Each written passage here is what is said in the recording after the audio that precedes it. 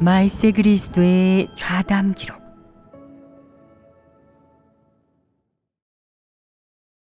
다른 측면의 말씀. 발췌문.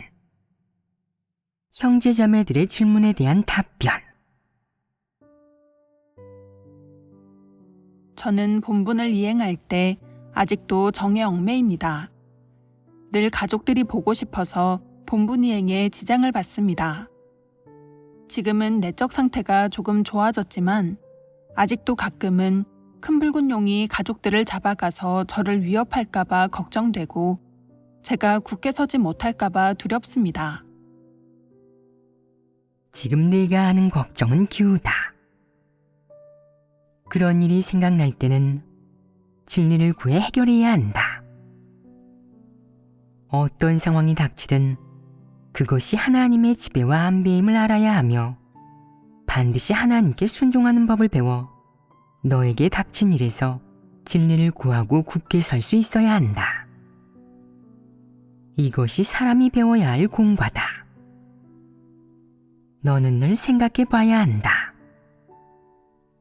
그동안 하나님이 너를 양육하고 목양한 일을 너는 어떻게 체험했느냐? 내 실제 분량은 어떻게 되느냐? 어떻게 피조물의 본분을 이행해야 하느냐? 이 문제들을 잘 생각해 봐야 한다. 큰 붉은 용이 너를 위협할 것이라는 생각은 하면서 어째서 진리 방면에서 어떻게 진입할지는 생각하지 않는 것이냐? 어째서 진리면으로 묵상하지 않는 것이냐?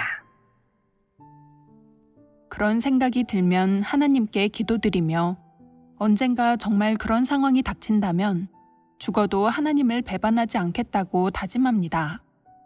하지만 제 분량이 작아서 이겨내지 못할까봐 두렵습니다. 너는 이렇게 기도한다. 하나님, 제 분량이 작아서 이겨내지 못할까 두렵습니다. 죽을 만큼 두려우니 제발 그렇게 하지 마시고 제가 분량이 생기면 그때 그렇게 해주십시오. 이렇게 기도하는 것은 어떠냐? 너는 이렇게 기도해야 한다. 하나님, 저는 지금 분량도 작고 신심도 작아서 내심 일이 닥칠까봐 두렵습니다. 사실 만사 만물이 모두 당신 손 안에 있다는 사실을 믿지 않아서 저 자신을 당신 손에 맡기지 못했습니다. 이곳은 태역입니다. 이제는 당신 안배와 지배에 순종하겠습니다. 당신이 어떻게 하시든 제 마음은 당신을 증거하기 원하고 당신을 욕되게 하지 않도록 굳게 서서 증거하기 원합니다. 그러니 당신의 뜻대로 하시길 바랍니다. 내가 하려는 말, 내 의지를 하나님 앞에 내놓아야 한다. 그러면 참된 신심이 생길 것이다. 이런 기도마저 할 용기가 없다면 내 믿음이 얼마나 작다는 말이냐. 자주 이렇게 기도해야 한다. 이렇게 기도한다고 해서 하나님이 꼭 그렇게 하는 것도 아니다. 하나님은 억지로 강요하지 않는다. 하지만 내가 태도와 의지를 밝히면 하나님은 연락할 것이다. 하나님이 연락할 때 너는 속으로 이런 일에 교란되거나 얽매이지 않게 된다. 남편이고 자녀이고 가정이고 재산이고 다 하나님 손안에 있어. 그런 건 아무것도 아니야. 우주 전체가 다 하나님 손안에 있는데 우리 가족도 마찬가지 아니겠어? 내가 걱정한들 무슨 소용이야? 나한테는 결정권이 없어. 그럴 능력도 없고 가족을 지켜줄 수도 없어. 가족의 운명, 가족의 모든 건 다 하나님 손안에 있는 거야. 너는 신심을 가지고 하나님 앞에 나와 기도하는 한편 각오를 단단히 하고 마음을 다잡아 하나님 안배에 순종해야 한다. 그러면 내 내적 상태가 달라지고 뒷일에 대한 염려가 사라져 걱정하지 않게 되고 무슨 일을 하든 조심스럽고 우려가 앞서게 되지도 않을 것이다. 남들은 다 적진으로 돌격하는데 너만 뒤에 숨어서 도망칠 공리를 한다면 그건 겁쟁이가 아니야. 하나님 백성들이 하나님 나라에서 본분을 이행하고 피조물이 창조주 앞에서 본분을 이행할 때는 마땅히 하나님을 경외하는 마음을 가지고 의연하게 앞으로 나아가야 한다. 나약하게 벌벌 떨면서 이것저것 걱정해서는 안 된다. 만약 이 내적 상태가 옳지 않다는 것을 알면서도 계속 걱정하고 또한 진리를 구해 해결하지 않는다면 너는 그런 내적 상태에 얽매이고 속박당해서 본분을 제대로 이행할 수 없을 것이다. 너는 마음과 뜻, 힘을 모두 기울여 피조물의 본분을 이행하고 싶어 하는데 그럴 수 있겠느냐? 너는 마음을 모두 기울이지 못한다. 그것은 내 마음이 본분에 있지 않기 때문이다. 10%만 마음을 기울여도 잘한 셈이다. 마음을 모두 기울이지 못하는데 어떻게 힘과 뜻을 모두 기울이겠느냐? 내 마음이 본분에 있지 않고 본분을 이행하려는 바람이 조금밖에 없으니 마음과 뜻을 다하여 제대로 본분을 이행할 수 있겠느냐? 너에게 진리를 실행하려는 의지가 없으면 필연적으로 가정과 정에 얽매여 손발이 묶이고 생각과 마음이 통제될 수 있다. 그렇게 되면 진리와 하나님 요구에 이르지 못한다. 마음은 그렇게 하고 싶지만 힘이 부족한 것이다.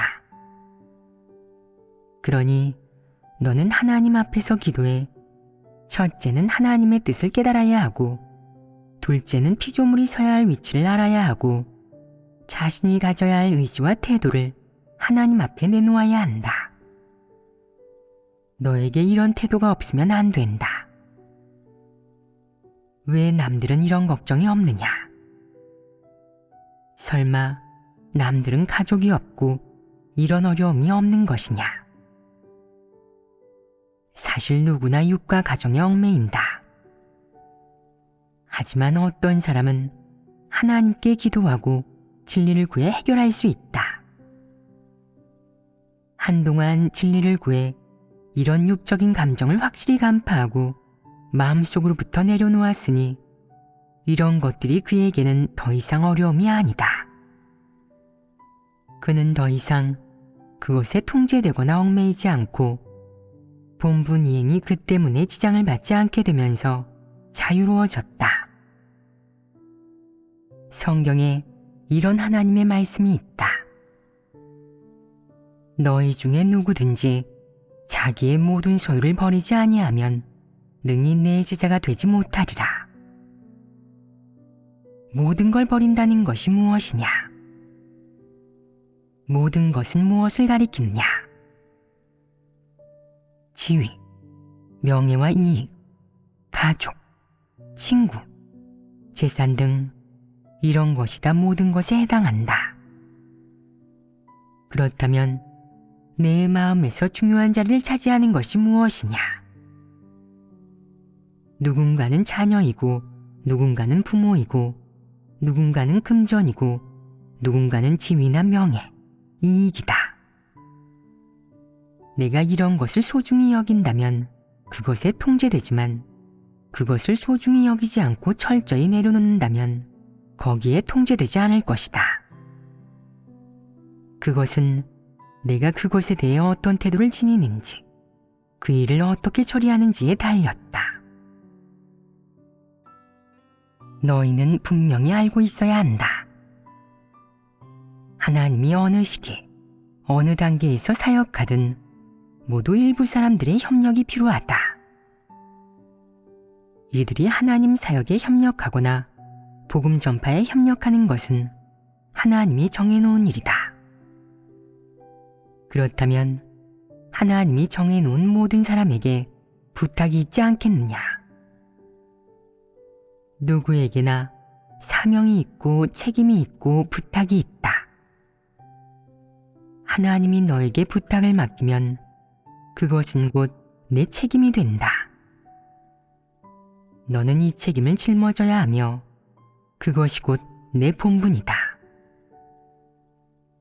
본분이란 무엇이냐? 하나님이 너에게 준 사명이다. 사명은 무엇이냐? 하나님의 부탁이 곧 사람의 사명입니다. 사람은 평생 하나님의 부탁을 위해 살아야 하고 마음속에는 그 부탁만 있어야 합니다. 다른 것을 위해 살아서는 안 됩니다. 하나님의 부탁이 바로 사람의 사명이다. 이렇게 이해하면 된다. 하나님을 믿는 사람이 인간 세상에 온 이유는 바로 하나님의 부탁을 완수하기 위해서이다. 내가 이번 생에서 출세하고 돈 벌고 잘 사는 데만 열중하고 화목한 가정, 명예와 이익, 지위만 누리길 추구하고 사회적으로 지위도 생기고 집안도 잘 되고 가족들도 편안하게 지낸다고 해보자. 그런데 정작 하나님이 너에게 준 사명은 거들떠 보지 않는다면 내 일생은 살 가치가 있느냐? 죽어서 하나님께 뭐라고 보고할 것이냐? 제대로 보고하지 못한다면 그것은 가장 큰 패역이고 가장 큰 죄과다. 지금 너희 중 누가 하나님 집에서 우연히 본분을 이행한 것이냐? 어떤 배경에서 나와 본분을 이행하든 모두 우연이 아니다. 하나님을 믿는 사람을 아무나 몇 명 찾는다고 해서 그들이 이 본분을 이행할 수 있는 것이 아니다. 이것은 하나님이 만세전에 정해놓은 것이다. 정해놓았다는 것은 어떤 뜻이냐? 자세한 내용은 어떻게 되느냐? 바로 하나님이 자신의 전체 경륜 안에서 일찍부터 계획해 놓았다는 뜻이다. 내가 몇 번 인간 세상에 올지, 말세에 내가 어느 집안, 어느 가정에서 태어날지, 내 가정이 어떤 조건일지, 내가 남자일지 아니면 여자일지, 어떤 특기가 있고 교육 수준이 어떨지, 내 말 주변이 어떻고 자질과 외모가 어떨지, 내가 몇 살에 하나님 집에 와서 본분 이행을 시작할지, 언제 어떤 본분을 이행할지 하나님은 일찍부터 하나하나 정해놓았다. 내가 아직 태어나기도 전에 내가 전생에 여러 번 인간 세상에 왔을 때 하나님은 내가 마지막 단계 사역에서 이행해야 할 본분을 모두 안배해 놓았다. 이건 농담이 아니다. 내가 지금 여기서 설교를 듣는 것도 하나님이 정한 일이다. 그건 사소한 일이 아니다. 그 밖에도 내 키가 얼마이고 생긴 건 어떻고 눈은 어떤 모양이고 몸집은 어떻고 건강 상태는 어떻고 나이는 몇이고 어떤 경력이 있고 어느 방면 본분을 감당할 수 있고 어느 방면에 자질과 재주가 있는지 등은 하나님이 일찍부터 너에게 정해놓은 것이지 지금 안배한 것이 결코 아니다. 하나님은 일찍부터 내게 정해놓았다. 다시 말해 하나님은 너를 쓰려고 너에게 이 부탁과 사명을 맡기기 전부터 너란 사람을 예비해 놓았다는 것이다.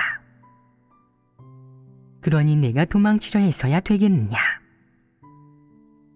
딴 마음을 품어서야 되겠느냐? 그래서는 안 된다. 그건 하나님에게 죄송한 일이다. 사람이 자신의 본분을 저버린다면 그것은 가장 큰 패역이고 극악무도한 일이다. 하나님은 심혈을 기울이며 만세 전부터 내가 오늘날까지 오도록 너에게 이 사명을 주기로 예정해 놓았다. 그렇다면 이 사명은 내 책임이 아니냐? 내가 일생을 살아가는 가치가 아니냐? 만약 하나님이 너에게 준 사명을 완수하지 못한다면 내 삶은 가치와 의미를 잃게 될 것이고 너는 헛되이 산 것과 다름없다. 하나님은 너에게 적합한 조건과 환경, 배경을 안배하고 너에게 지금의 자질과 재주를 베풀어 주었고 내가 지금까지 살도록 예비하고 내가 이 방면의 본분을 이행할 때 갖춰야 할 모든 조건을 예비해 놓았다. 하나님은 모두 안배해 놓았다. 하지만 내가 이 본분을 잘 이행하지 못하고 시험을 견디지 못해서 도망치는 쪽을 택한다면, 늘 좋은 날만 보내려 하고 세상만 추구하려 한다면 하나님이 너에게 준 은사와 재주를 이용해 사탄을 섬기고 사탄을 위해 살아간다면 하나님의 마음이 어떻겠느냐? 너에 대한 하나님의 기대가 물거품이 되면 하나님이 너를 혐오하지 않을 수 있겠느냐? 하나님이 너를 증오하지 않을 수 있겠느냐? 하나님이 너를 향해 크게 노한다면 이 일은 끝난 셈이냐? 내가 상상하는 것처럼 그렇게 간단하겠느냐? 내가 이번 생에 내 사명을 완수하지 못하고 죽으면 그것으로 끝인 줄 아느냐? 그건 끝이 아니다. 내 영혼에 재앙이 닥칠 수도 있다. 내가 내 본분을 이행하지 않고 하나님의 부탁을 받아들이지 않고 하나님 앞에서 도망친다면 그건 문제가 심각하다. 내가 어디로 도망칠 수 있겠느냐? 하나님 손에서 도망칠 수 있겠느냐? 하나님은 이런 사람을 어떻게 규정하느냐? 이런 사람은 하나님을 배반한 사람입니다. 하나님을 배반한 사람을 하나님은 어떻게 규정하느냐? 하나님의 심판대 앞에서 도망친 사람을 하나님은 어떻게 규정하느냐? 침륜에 빠지고 멸망하는 것이다. 너는 더 이상 다음 생도 없고 내세도 없다. 하나님은 다시는 너에게 어떤 일도 부탁하지 않을 것이다. 내게 사명이 없으면 구원받을 기회도 없다. 이것은 큰일이다. 하나님은 이렇게 말할 것이다. 이 자는 내 눈에서 한번 도망친 적이 있다. 내 심판대 앞에서 내 앞에서 도망쳤었다. 그는 사명을 이행하지 않고 부탁을 완수하지 못했다. 이 자의 생명은 여기서 끝났고 마침표를 찍었다. 이것은 너무나 슬픈 일이다. 너희가 오늘 하나님 집에서 본분을 이행할 수 있는데 그 본분이 크든 작든 힘을 쓰는 것이든 머리를 쓰는 것이든 외부 일을 하는 것이든 내부 일을 하는 것이든 그 누구의 본분 이행도 우연히 발생한 것이 아니다. 이것이 어디가 너의 선택이냐? 이는 하나님이 이끈 것이다.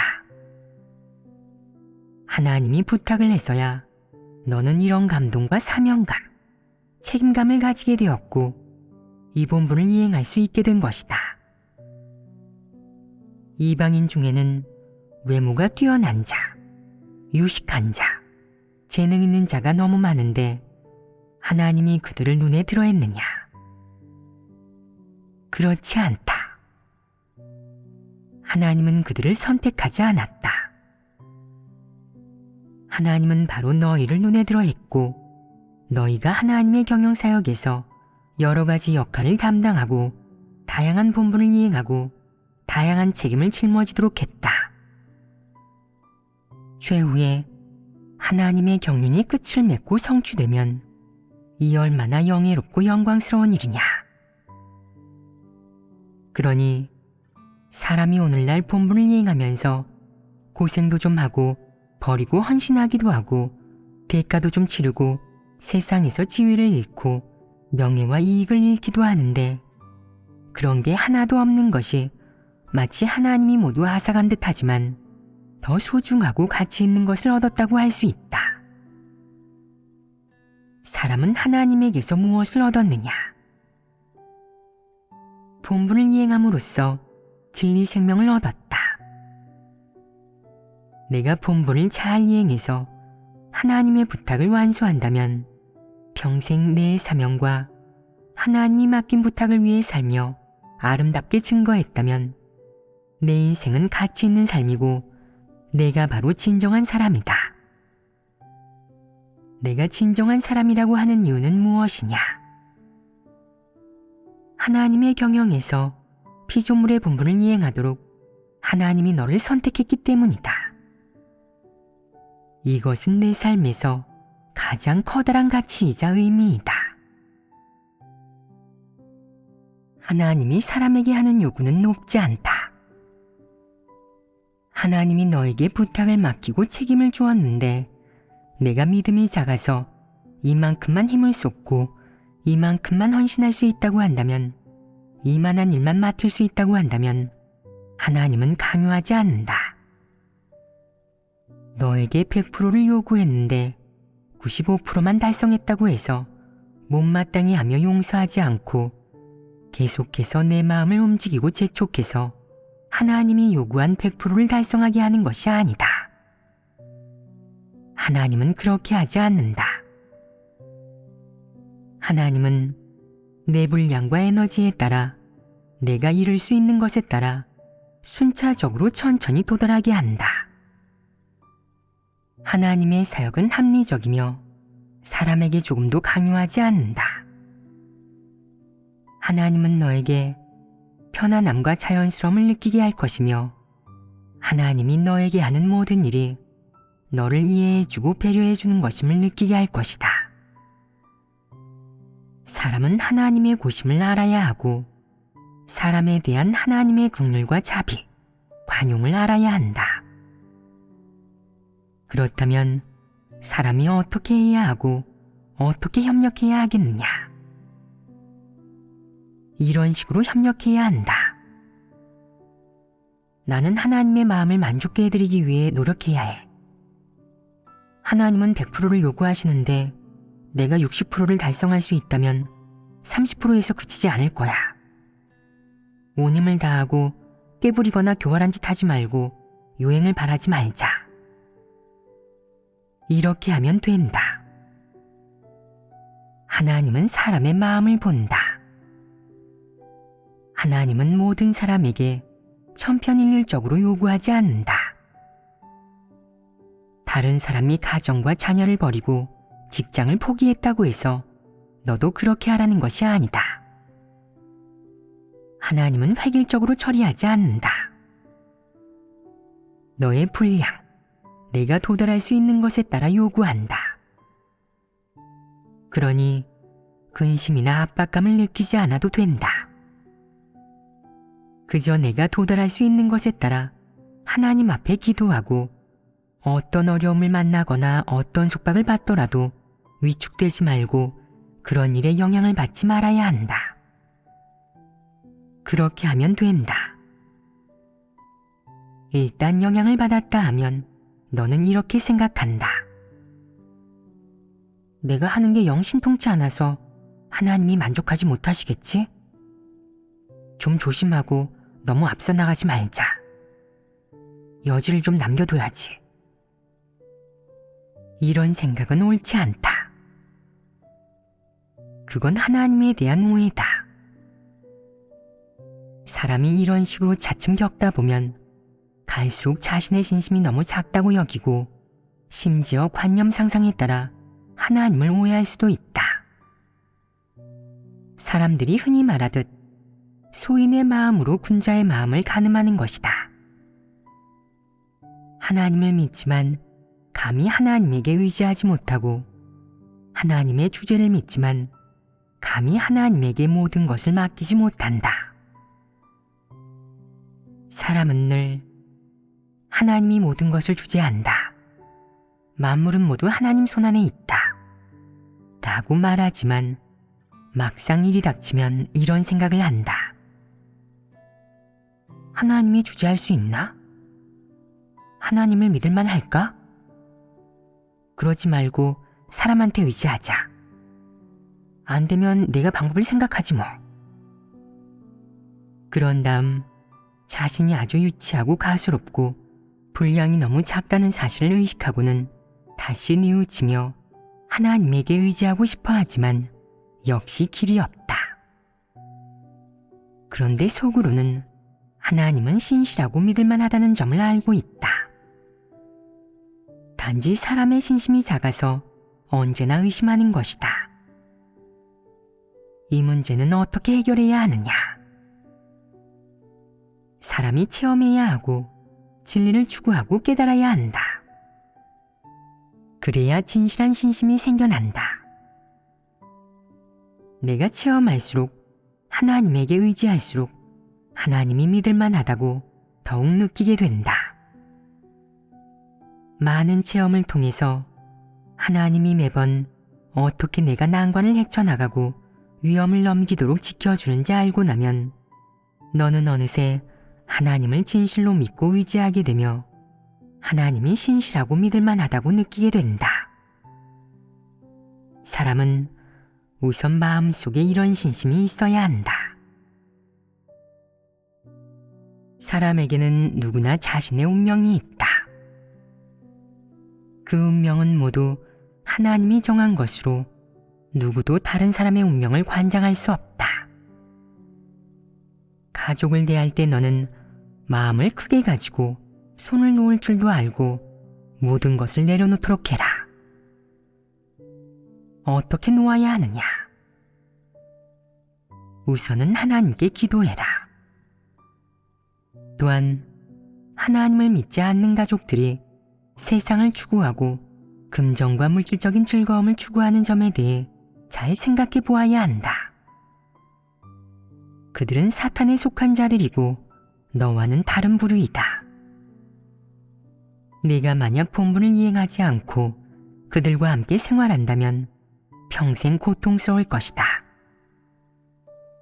이를 바라보는 관점이 다르기 때문에 그들과 잘 어울릴 수도 없고 오히려 괴로움에 시달리게 된다. 행복은 없고 고통만 따를 것이다. 정이 너에게 평안과 기쁨을 주겠느냐? 육을 돌보는 일은 너에게 고통과 공허만을 가져다 주고 평생의 한만 남긴다는 점을 너는 알아야 한다. 그러니 내가 가족을 그리는 것은 일방적인 사랑에 불과하고 혼자 좋아서 정을 베푸는 것이라고 하는 것이다. 내가 가는 길과 그들이 가는 길은 다르다. 인생관, 세계관, 인생의 길, 추구 목표가 모두 다르다. 지금 너는 가족과 함께하지 않아도 혈연 관계 때문에 늘 그들과 가깝게 느끼고 한 가족이라고 느낀다. 하지만 막상 가족들과 같이 생활한다면 며칠만 지나도 지겨워질 것이다. 그들은 거짓말을 달고 살기에 입만 열면 허울 좋고 듣기 좋은 말, 상대를 속이는 말뿐이다. 그들이 처신하고 처세하는 방식은 하나같이 사탄 철학과 사탄의 인생 격언을 따르고 그들은 사상 관점도 죄다 그릇되고 황당해서 듣고 있으면 민망하기 짝이 없다. 너는 생각할 것이다. 전에는 그래도 늘 가족들을 생각하고 힘들게 생활할까봐 걱정했는데 지금 이렇게 같이 생활하니까 이건 하루하루가 고역이구나. 이렇게 반감이 생긴다. 지금도 너는 그들이 어떤 사람인지 정확히 인식하지 못했기에 아직도 혈연 관계가 무엇보다 중요하고 진실하다고 생각하며 여전히 정에 얽매인다. 정이란 것은 놓을 수 있는 한 놓아버려야 한다. 만약 놓지 못하겠으면 본분을 위주로 살도록 해라. 하나님의 부탁, 자신의 사명이 가장 중요하고 우선 자신의 본분을 잘 이행하는 것이 무엇보다 낫다. 육과 가족에 관계된 일은 우선 신경 쓰지 않아도 된다. 부탁과 본분을 잘 이행하면 사람은 진리에 대해 점점 밝게 알게 되어 하나님과의 관계가 정상에 가까워지고 하나님께 순종하는 마음이 커지고 하나님을 경외하는 마음도 점점 크고 뚜렷해진다. 그러면 내적 상태도 달라질 것이다. 내적 상태가 달라지면 내 세속적인 관점과 정이 점차 희미해지고 그런 것을 추구하지 않게 된다. 그리고 내 마음은 어떻게 하나님을 사랑하는지, 어떻게 하나님을 만족게 하는지, 어떻게 하면 하나님이 만족할 모습을 살아내고 진리가 있는 삶을 사는지를 추구하고 싶어질 것이다. 마음으로 이 방면에 힘쓰다 보면 육의 정과 관계된 일은 점점 희미해져 더 이상 거기에 얽매이고 통제되지 않게 될 것이다. 누군가는 이렇게 말한다. 저는 본분을 이행할 때는 정에 얽매이지 않는데 한가해지면 가족이 생각납니다. 그렇다면 가족을 그리는 일이 어떤 결과를 가져오겠느냐? 만약 그것 때문에 내가 소극적으로 변하고 본분을 이행하기가 싫어진다면 진리를 구해 해결해야 한다. 문제를 해결하고 나면 한가할 때도 오로지 가족 생각만 하게 되지는 않을 것이고 무슨 나쁜 결과도 낳지는 않을 것이다. 따라서 어떤 문제가 발생하든 진리를 구해 해결해야 한다. 이것이 가장 중요하다. 가족이 생각나는 것은 겁낼 일이 아니다. 관건은 내가 집 생각만 하는 것이 어떤 결과를 낳을지, 어떻게 해결해야 할지를 생각하는 것이다. 너는 이렇게 고민해야 한다. 내 이런 내적 상태가 어떻게 생겨난 것일까? 어째서 속으로 가족들 생각만 날까? 내가 밝히 알지 못한 진리가 어떤 것일까? 내가 어떤 진리에 진입해야 할까?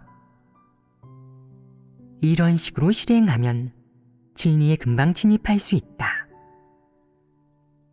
사람은 속으로 언제나 진리를 묵상해야 한다.